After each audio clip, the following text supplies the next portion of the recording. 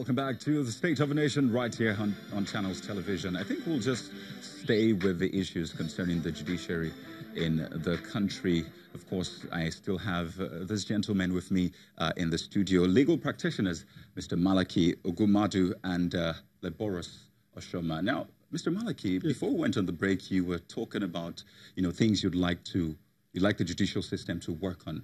The reforms that have been identified. And so you talked about independence. Correct. And then the second one was? The recruitment process. Beautiful. So I'd like you to just speak it up from there. And then thirdly, of course, you cannot discountenance funding, as it were.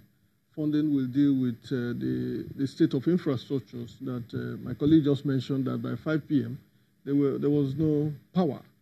Now, if you know the rigor involved in advocacy, any of such that kept you up to 2 p.m., you are already exasperated. Now, to think that by 5 p.m. you are still not having electricity, that probably will mean that you are no longer productive, let alone the judge, whose responsibility it is to aggregate all the views as they are coming, however voluminous. So we therefore cannot also run away from the challenge, the major challenge of corrupt tendencies in the judiciary, which has not just painted the institution dark, it has cast aspersion on the quality and content of justice that is being dispensed. You could have judgment, but probably will not have justice. And that will mean that the whole essence of that institution as an integral arm of government is defeated.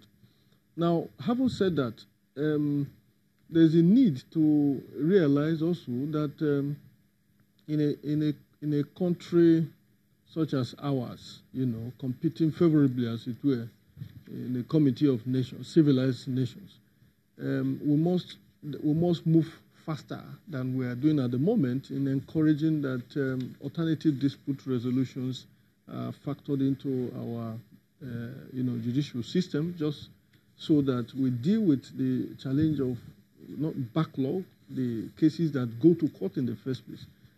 We've seen instances in which litigants find themselves in court for so long when they would easily resolve this matter at preliminary stages. And you need to create that opportunity, that window for litigants to exhaust those processes. Most often than not, you see that the issues of ego and sentiment and emotion, such that if you create the opportunity and environment for people to meet and try to resolve this matter. I'd like to butt in for a bit and talk about the interplay between the executive, the legislature, and of course, the judiciary. I mean, these are three legs.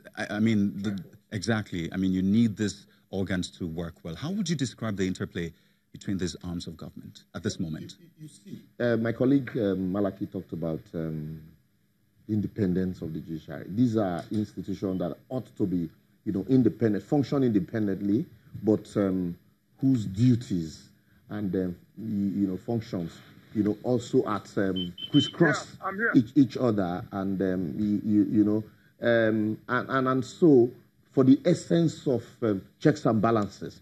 But in a situation where one wants to, be domineering on the other, there's always going to be, there are bound to be frictions.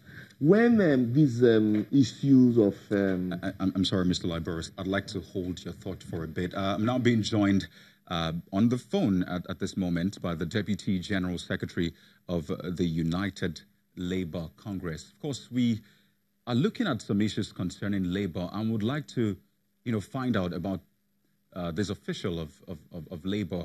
I believe you can hear me. Now, can you give us a sense of what has been going on since the submission was made to the federal government? I'm talking about the proposed minimum wage. What has been going on?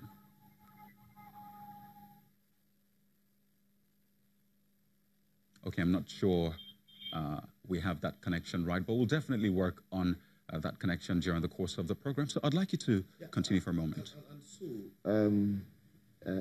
you find out that the issue of checks and balances, when one institution tries to be domineering about a problem, when this issue of sting operations on judges, broke, I did say on this platform, and I said, look, you can only achieve success with that if you involve the judiciary, the organ of the judiciary that's meant to discipline judges.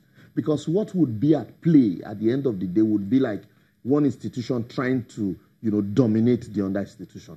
And so, but at the end of the day, even some lawyers argued, no, yes, even in America, these things happen, but at the end of the day, the matters will end up in court. And we saw the way, all the matters went, it was handled.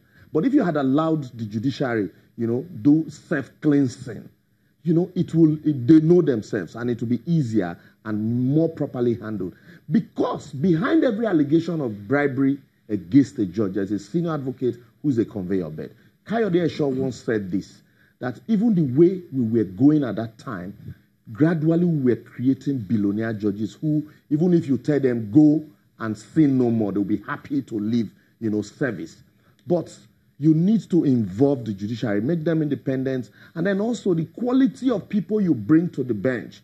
Gone are the days of the Oputa GSC, the Kayode Eshos, and all of that. But today, in some cases, you still have very brilliant judges, but some also, there are some judgments you read, you begin to wonder, is this a high court judge? So these are issues also. Corruption also has crept into that institution. And in some cases, you have some lazy judges also. Like Lord Dennis said, when a judge sits on trial, the judge is on trial. How much of these judges do we try as lawyers in the temple of justice? How well do we also review some of these judgments, scrutinize them? And the public also, how well, it is easy for people to say, oh yes, corruption. But then you need to go to the basics, the little details, and then when you bring them out, it becomes easy for the society to follow, people to understand. And then finally on this, you look at the entire gamut of the judiciary. For matrimonial matters, now, why do lawyers in Lagos Division rush to Ogun to file matrimonial cases? Because cases are fewer. Briefly, just let's get his thoughts on the matter too. The interplay, the relationship between the executive, the judiciary, and of course, the legislature. Briefly. If you seek an assessment of what has been the situation in contemporary times, I will tell you that the judiciary is almost on its own. Why do you say that? It's not a heated entity in relation to their interface with other arms of government. But between the executive and the legislature, it has been most hostile. Cantankerous.